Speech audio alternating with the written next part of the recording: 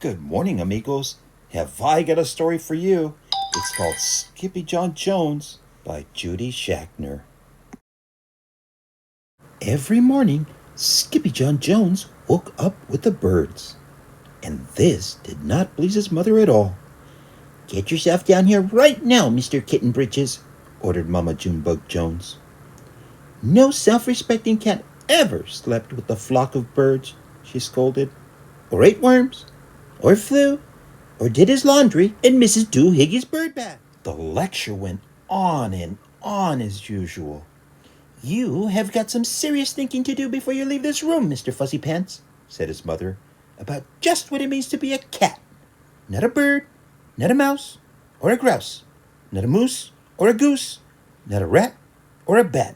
You need to think about just what it means to be a Siamese cat.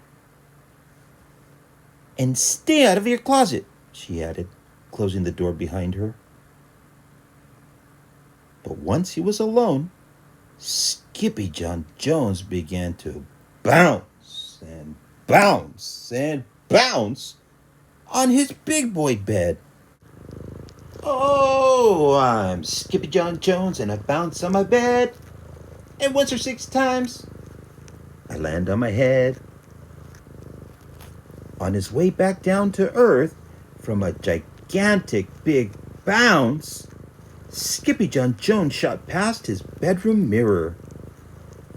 "Holy guacamole!" exclaimed Skippyjon Jones. "Who was that?" So up he went again. And again it appeared. Then, using his very best Spanish accent, he said, "My ears are too big for my head.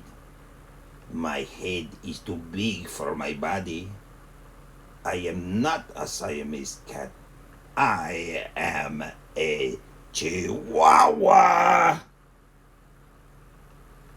Back on land, Skippyjon Jones climbed into his toy box and rifled through some of his old junk.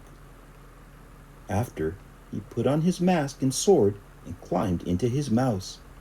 Skippyjon Jones began to sing in a muy soft voice. "My name is Skippito Frisquito. I fear not a single bandito. My manners are mellow. I'm sweet like the jello. I get the job done, yes indeedo." Back in the kitchen, Jujubee, Jezebel, and Jillyboo Jones were helping Mama Junebug Jones make lunch. "Can Skippyjon come out of his room now?" asked Jujubee. "No," answered Mama Junebug Jones. "Mr. Fluffernutter is still thinking." In fact, Skippyjon wasn't thinking about being a Siamese cat at all. With the walk into his closet, his thoughts took him down a lonesome desert road far, far away in old Mexico. Not long into his journey, a misterioso band of Chihuahuas appeared out of the dust. "Ay caramba, who goes there?" asked Skippyjon Jones. "We go by the name of Los Chimichangos," growled Don Diego, the biggest of the small ones. "Who are you?" "I am El Skippito, the great sword fighter," said Skippyjon Jones. Then the smallest of the small ones spoke up. "Why the mosquito, dude?" asked Poquito Tito. "I go incognito," said Skippito. "Do you like rice and beans?" asked Pintolito. "See, I love mice and beans," said Skippito. "He might be the dog of our dreams," whispered Rosalita. "Perhaps," said Tia Mia, "if he knows the secret password." Leaning toward Don Diego, El Skippito half sneezed, half spoke the secret password into the Chihuahua's very large ear. "Ah, ah, Machu Picchu! Bless you, said Don Diego. Gracias, said Skippito. Then it is true, decreed Don Diego. Yip, yippee, yippito. It's the end of Alfredo Buzito. Skippito is here, we have nothing to fear. Adios to the bad Bumblebito. Then all of the chimichangas went crazy loco! First, they had a fiesta. Then they took a siesta. But after waking up, the chimichangos got down to some serious bee's knees. Using his paw, Don Diego drew a picture in the sand of the giant Bumblebito for Skippito to see. A hush grew over the chimichangos, so great that one could hear a whisper drop. Alfredo Buzito, whispered the crowd. El blimpo Bumblebito, bandito. Sí, said Poquito Tito. The bandito steals our frijoles. Not your beans, cried Skippito, outraged. Sí, Poquito continued. Red beans, black beans, Boston baked in blue, cocoa, coffee, kidney beans, pinto, and jelly too. And now he comes for us, Poquito added. ¿Por qué? asked Skippito.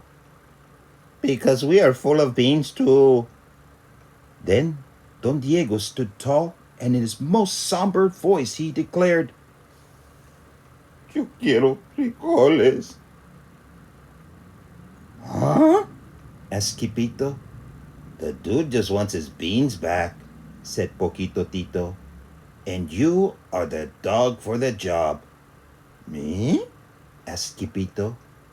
Then all of the chimichangos turned towards Skippito, the great sword fighter. But poor Skippito had no time for a plan, because in the blink of an eye, a gigantic shadow darkened the landscape. The chimichangos scattered in all directions. Vamos, Skippito, or it is you the bandito will eato, they cried. Skippito stood his ground, but his legs shimmied and shook like the jello, and his teeth chattered like the castanets.